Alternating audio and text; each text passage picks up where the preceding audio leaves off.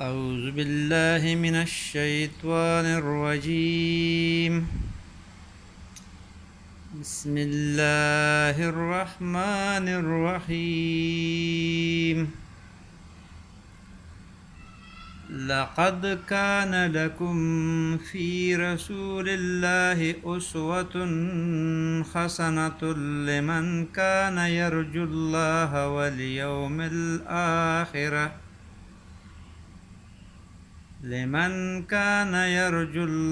واليوم الآخر وذكر الله كثيرا.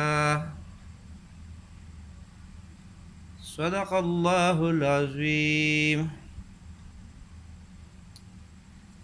عزیز طلباء، آج ہم جمعۃ دہم کا 7واں سبق شروع کر رہے ہیں. اسی سبق میں ہم سورۃ الاحزاب کے آیت نمبر 21 سے لے کر آیت نمبر 27 تک کا اردو بمحاورہ ترجمہ اور ساتھ ساتھ کچھ مختصر تشریح کریں گے. آیت نمبر 21 میں اللہ رب العزت فرماتے ہیں کہ لقد، بے شک، کانا ہے،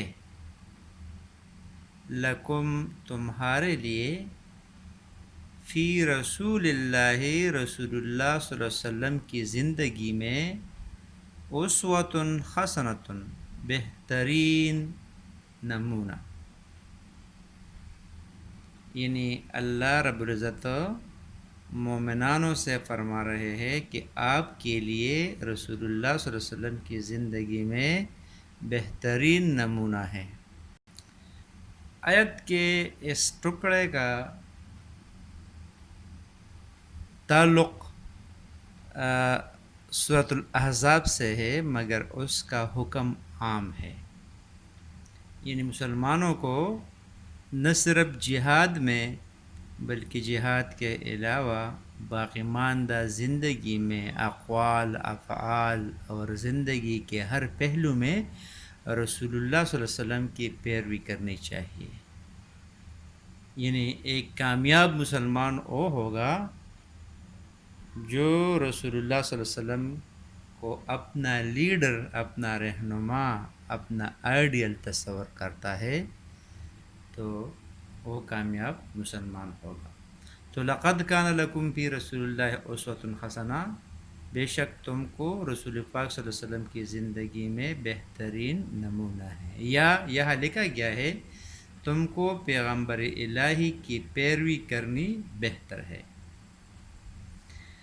لمن کان یرجو اللہ والیوم الآخر، اس شخص کو جسے اللہ سے ملنے اور روز قیامت کے آنے کی امید ہو. یعنی رسول اللہ صلی اللہ علیہ وسلم کی زندگی وہ شخص فالو کرے گا جس کا اللہ تعالیٰ سے ملنے کی یقین ہو. یعنی اس کا یہ ایمان ہو، اس کا یہ یقین ہوگا کہ میں مروں گا، اللہ تعالیٰ سے ضرور میری ملاقات ہوئی. والیوم الآخرہ، اور آخرت کے آنے کی اس کو امید ہو. یعنی مطلب ہے کہ اس کا ایمان آخرت پر ہوگا. وذکر اللہ کثیرا، اور اللہ کا کثرت سے ذکر کرتا ہو. یعنی وہ ایسا بندہ رسول اللہ صلی اللہ علیہ وسلم کی زندگی کو فالو کر سکے گا کہ ہر ٹائم وہ اللہ تعالیٰ کے ذکر میں مشغول ہوگا. ذکر سے مراد یہ ہے کہ وہ جو کچھ بھی کرتا ہے، یہ بندہ جو کچھ بھی کرے گا وہ اللہ تعالیٰ، یعنی اس کے ذہن میں یہ ہوگا کہ اللہ تعالیٰ مجھے دیکھ رہا ہے. تو جب کسی کا یہ یقین ہوگا کہ اللہ تعالیٰ میرے ساتھ، مجھے میرے شارک سے بھی زیادہ قریب ہے، وہ میرے ہر نگرانی کی مطلب ہے کہ باخبر ہے، تو وہ کبھی بھی غلط کام نہیں کرے گا. رسول اللہ صلی اللہ علیہ وسلم کو وہ اپنا لیڈر آنے گا.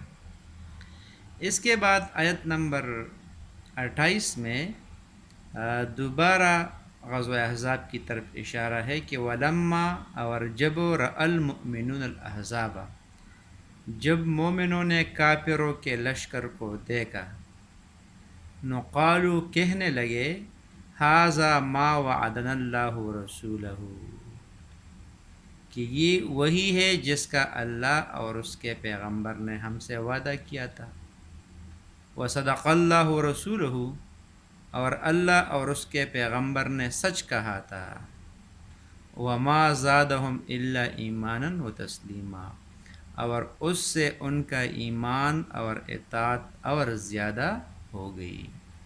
تو اسی آیت میں جنگ احزاب کی منظر کشی کی گئی ہے اور مسلمانوں کا حال بتایا گیا ہے کہ جب مسلمانوں نے دیکھ لیا کہ فوج نے مکمل طور پر مدینے کا محاصرہ کیا،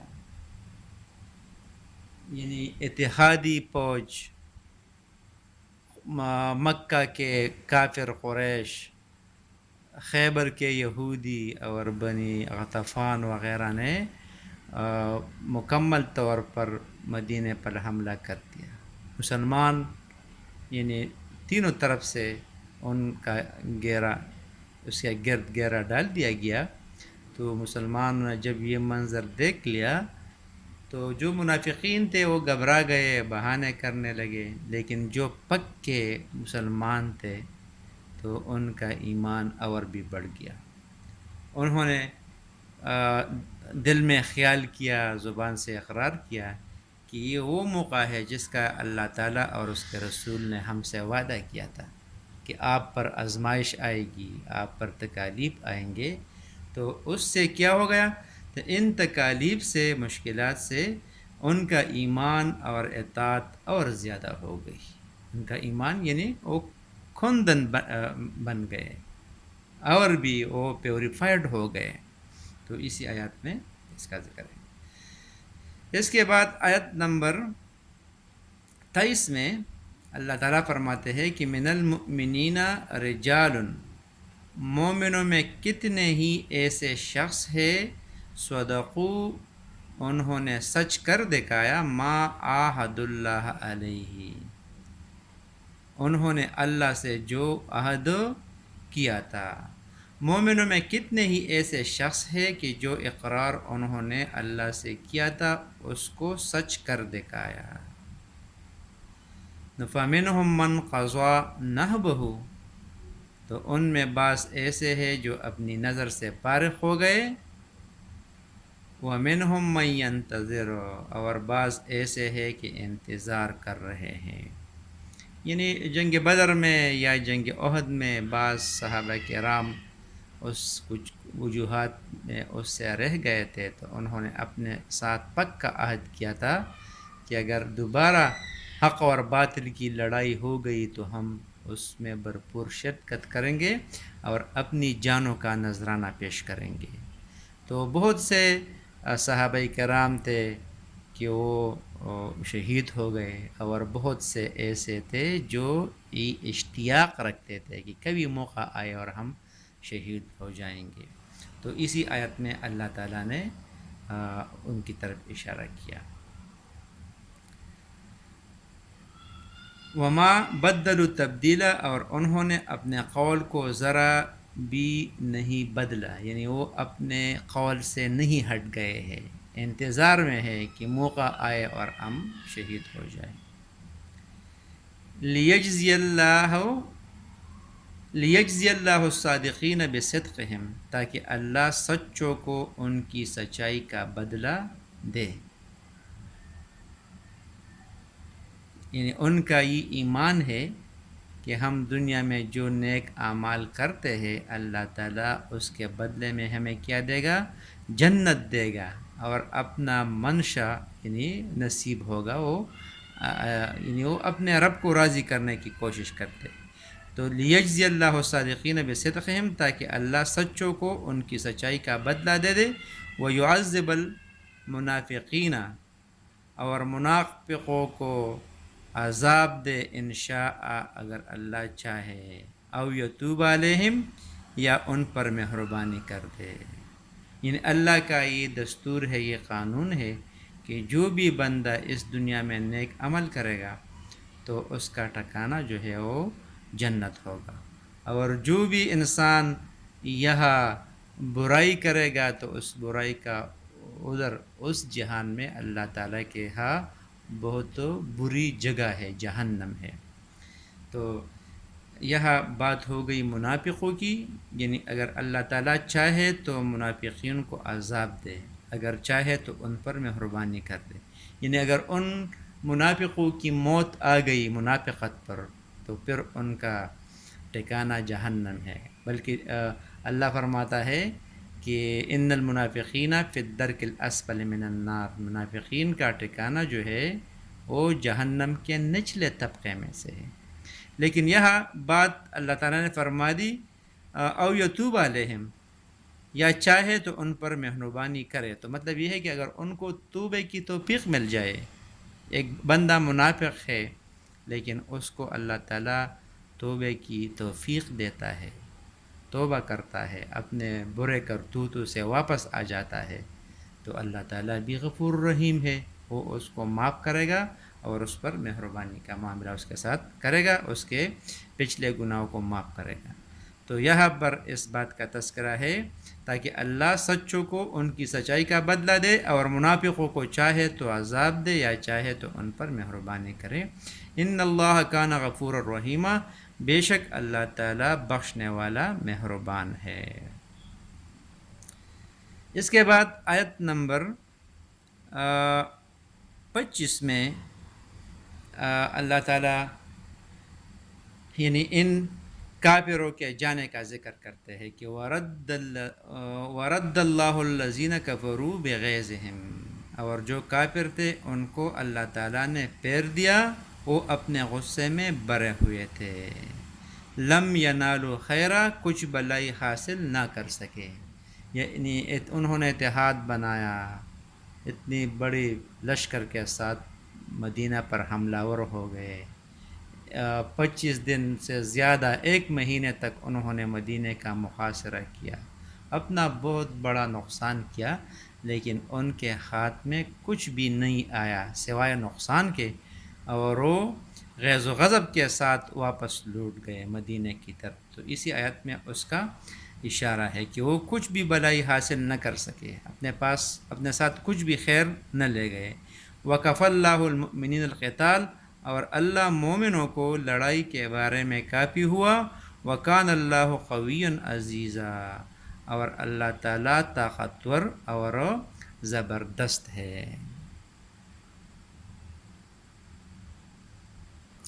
اس کے بعد آیت نمبر 26 اور 27 میں غزوہ بنی قریظہ کا ذکر ہے، یعنی بنی قریظہ جو تھے یہ یہود کا ایک قبیلہ تھا جو ابھی تک مدینہ میں آباد تھا۔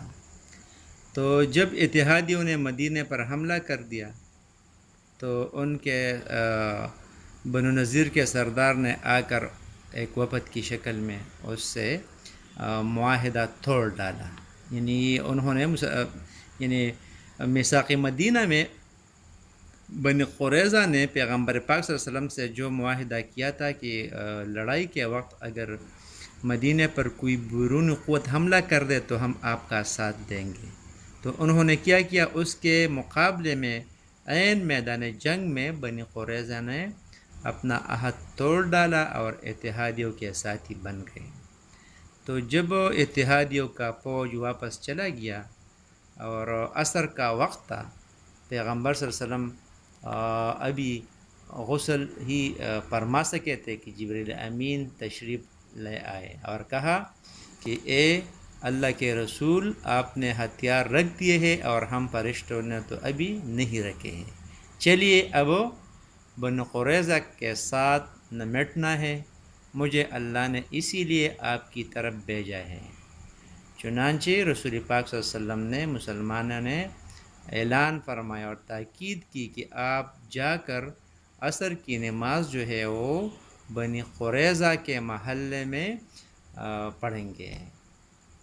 تو اسی طرح مدینہ کے کچھ فاصلے پر ان کی آبادی تھی، تو جب انہوں نے مسلمانوں کو دیکھ لیا تو یہ قلعہ بند ہو گئے، باہر سے مسلمانوں نے ان کا محاصرہ کر لیا، جو کم و بیش 25 دن تک جاری رہا، اور آخر میں تنگ آ کر انہوں نے حضرت سعد بن معاذ کو، جو ان کا خلیب تھا، اپنا حکم یعنی ثالث تسلیم کیا کہ وہ جو فیصلہ ہمارے بارے میں کریں گے ہمیں اس کو منظور کریں گے۔ اگرچہ سعد بن معاذ رضی اللہ تعالیٰ عنہ غزوہ احزاب کے موقع پر اس کے ہاتھ پر تیر لگا تھا، زخمی تھے، مسجد میں تھے، وہ لایا گیا اور انہوں نے یہ فیصلہ سنایا۔ سعد بن معاذ رضی اللہ تعالیٰ عنہ نے، وہ زخمی حالت میں تھے، لیکن اس نے یہ فیصلہ سنا دیا کہ ان کے جو جنگجو لوگ ہیں اس کو مارے جائیں گے، یعنی قتل کیے جائیں گے، اور عورتوں اور بچوں کو غلام بنایا جائے، اور ان کے تمام املاک مسلمانوں میں تقسیم کر دی جائے گی۔ نبی کریم صلی اللہ علیہ وسلم نے اس پر عمل کیا اور مدینے کو ان کے ناپاک وجود سے پاک کیا۔ یعنی جن اہل کتاب یعنی یہود بن قریظہ نے حملہ آور فوجوں کی مدد کی تھی، ان کا ساتھ دیا تھا، اللہ تعالیٰ نے انہیں قلعوں سے اتار دیا۔ تو انہی آیات میں اس کا تذکرہ ہے۔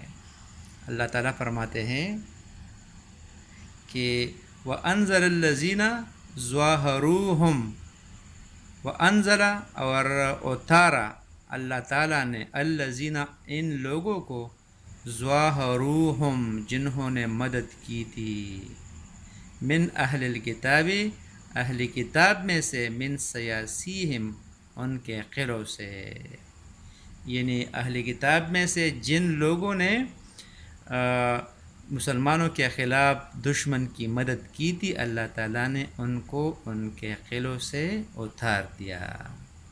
یعنی اشارہ ہے غزوہ بنو قریظہ کی طرف۔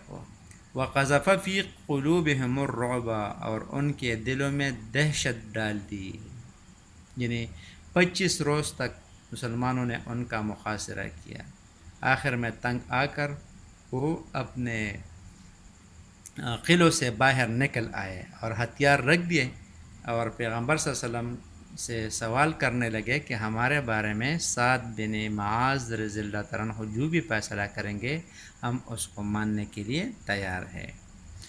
تو چونکہ سعد بن معاذ رضی اللہ تعالیٰ عنہ نے یہ فیصلہ سنایا کہ ان کے جو جنگجو آدمی ہیں ان کو قتل کیے جائیں گے، اور جو بچے ہیں، خواتین ہیں، ان کو قید کر دیا جائے، تو اس لیے فرماتے ہیں کہ فریقاً تقتلون، تو کتنوں کو تم قتل کر دیتے تھے، وتأسرون فریقاً اور کتنوں کو قید کر لیتے تھے، یعنی بڑے لوگ ان کے مارے گئے اور ان کے بچے اور خواتین قیدی بنا لیے گئے۔ وَأَوْرَثَكُمْ أَرْضَهُمْ وَدِيَارَهُمْ اور ان کی زمین اور ان کے گھروں کو آپ کو ان کا مالک بنا دیا گیا۔ وَأَوْرَثَكُمْ اور تمہیں وارث بنا دیا گیا، مالک بنا دیا گیا، أَرْضَهُمْ ان کے زمینوں کا، وَدِيَارَهُمْ اور ان کے گھروں کا، وَأَمْوَالَهُمْ اور ان کے مالوں کا، وَأَرْضًا اور ایسی زمین کا، لم تطئوها جس میں تم نے پاؤں بھی نہیں رکھا تھا۔